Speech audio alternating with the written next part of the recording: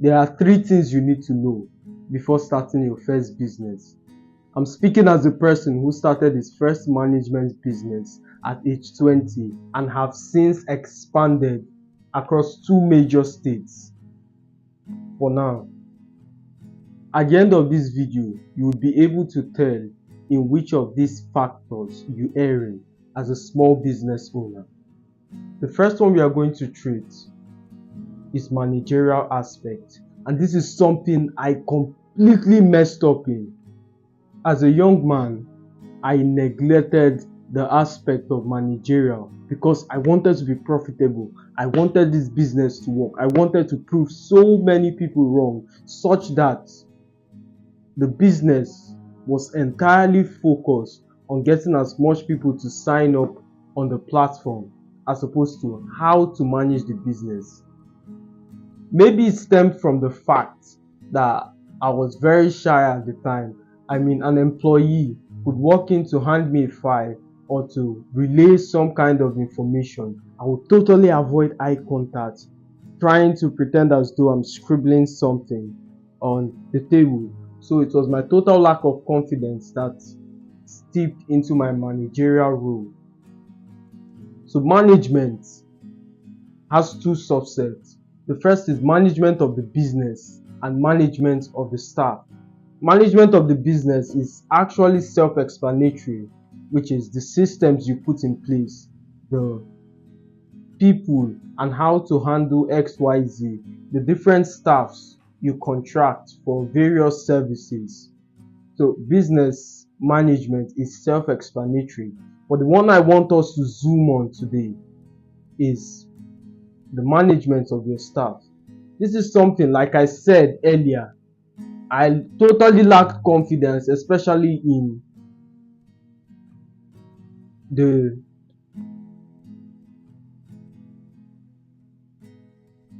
conversational area. Not that I lacked the intellectual ability to handle a conversation or I didn't know what to say, but this idea that I could stand in front of people and relay some kind of information or berate someone when he does something that is inconsistent with our values, which is something I would like to share. Nobody knew what the values were. Nobody knew what the vision was because there was lack of communication. I remember everybody being so rigid and sticking to a script because they had zero idea of what we stand for. There was a time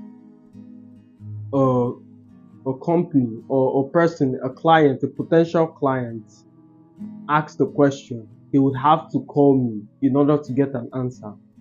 But it got to the point where they could not solve problems instinctively because the tools they would use to provide solutions they were not familiar with. So it's understandable why things were like that. When we got to identify this problem was when a potential client, so let me give you an idea of what the business is. It's currently called NSC Management. I don't want to delve too much into it. So it's a company that manages rental properties. We manage rental properties with one of our apps called the Landlord app, which is something I would promote on this channel on subsequent videos. So the Landlord app is what we use to manage rental properties, not as a company, but to give the landlord an eagle's eye and to review the performance of his property via that app. So it doesn't need to call us on every small issue. Or this idea, it solves a lot of problems because once you can click on an app and it reviews every single thing you need to know about your property, it's less stressful. It reduces the time between your action taking and the result you produce. A clinical example would be the time it takes for you to stay on call or for you to make the call, stay on hold for about 30 to 40 minutes, then reach out to the management team. Next, they archive your files, and all of that process is cumbersome. So the landlord app is a very fundamental integration. First thing, back to the initial discourse. The client had various properties listed on the app, but the challenge was located at different states. At the time, we were only expanded to 2 major states, and luckily for us, it was where those properties were located. How could they solve this problem? Because you can't give us a property to manage that is not within the current state of registration.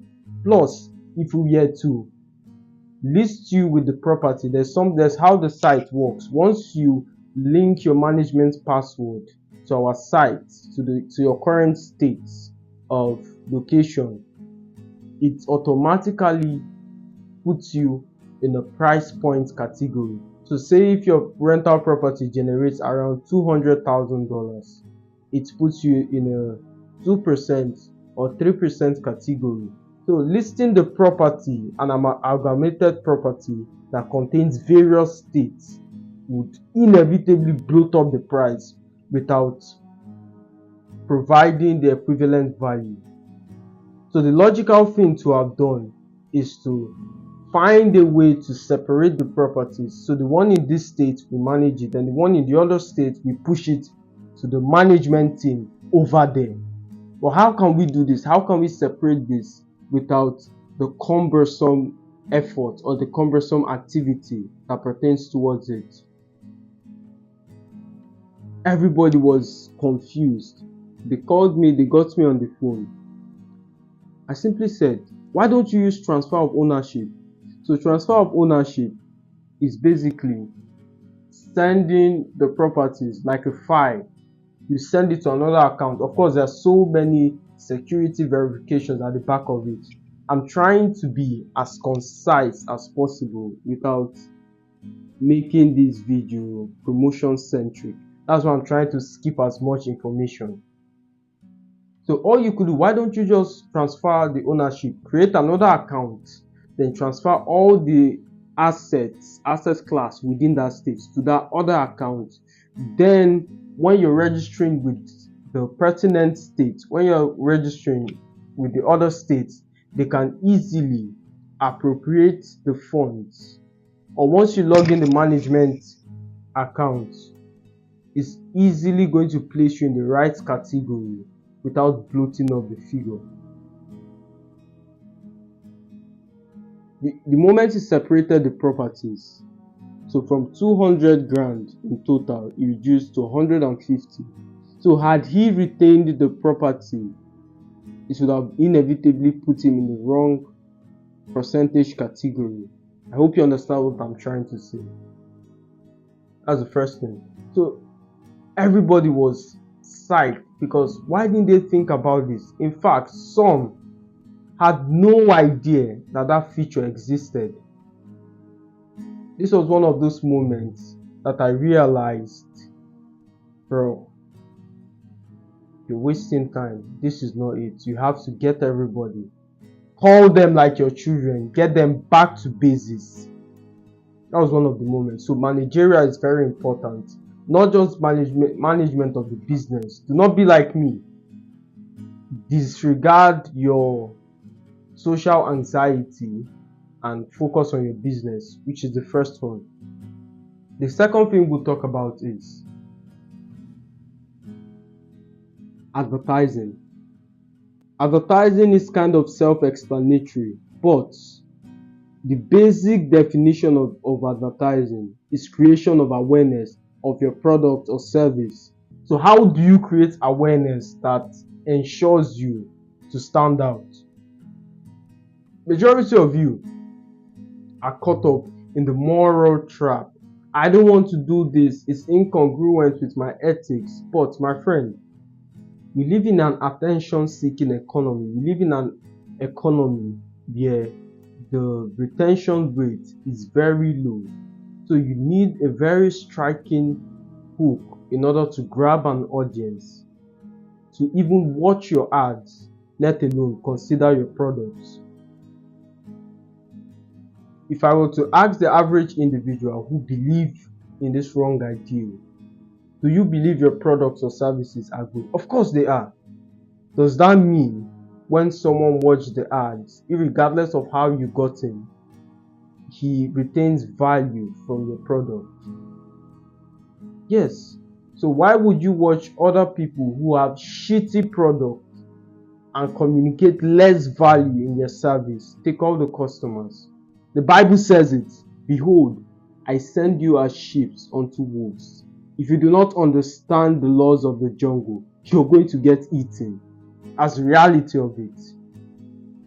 So this, even in business, there are very few virtues left in business aside integrity. Very few virtues. And integrity has so many subsets like honesty, discipline, etc. So aside integrity, there are little virtues left in business. So advertise your stuff, and no matter what kind of advertising, if your product or service is shit, you're never going to make sale. Which leads us to the third thing: products. Your product or service has to be flawless. If you miss this point, then everything I said in number 1 or number 2, even if you execute it down to precision, it's not going to profit you, because the underlying factor is crap. It's like calling people. A clinical example would be when Jesus was passing, very hungry, and the fig tree kept attracting him with the bright leaves. The moment he arrived, something phenomenal happened. He found no fruit on the tree, and as a result, he cursed the tree. Some of you are like the fig trees, attracting people to your business with little to no value to offer. Once they come and they find out you're just a waste of time, they're going to curse you, not necessarily by the use of vulgar words, but with word of mouth. Have you heard of NSC, BC service product? Of course, but do not ever try it. This is my experience with it, to narrate the experience. So be very careful with your product. Make it as flawless as possible. Another thing I would like to add to number 1 is make sure your management structure is top notch, because your marketers can toil day and night. Your salespeople can try in the morning, day, night to get your product across. And one caustic technical supporter can ruin the whole value chain. At one time I got to listen to the recording of my customer care, and I was amazed. It was terrible. Of course it would be terrible if you didn't train them. Hello, how are you? Is this XYZ from LSC Management? How are you doing today? I'm fine. I have X property. How much would it cost to manage it? Why don't you come first, then we'll give you the full details. How dare you respond like that? You just lost a potential customer with that stupid remark, and it's my fault because I didn't teach you, neither did I evaluate your interaction skills. I only based that interview solely on communication. There were so many other facets which I ignored, and I don't blame myself. I was just starting out, but I'm happy that I was able to identify as well as correct these anomalies. So after I heard that recording, we retrained everybody. We did some spontaneous reaction, got everybody back to shape, and it's going well. But you can see that one person identify those key points in your business. and result to improving that aspect, result to evaluating it yourself, identifying how the leaders or the representatives in that sector accounts. So had I not identified that customer care, perhaps I would have been blaming the sales team or the marketing team. They're not working as hard as possible. Yet someone is thwarting all their efforts, whether knowingly or unknowingly. I have no regard. All I know is produce the result in which I pay you for. So management is the first one, advertising the second, the third is product. So irregardless of how good the number one and two is, if number three is found wanting, you would struggle. These are the three tips I have to take your business from point A to point C. As always, my friends, it's a pleasure speaking to you. See you in the next one.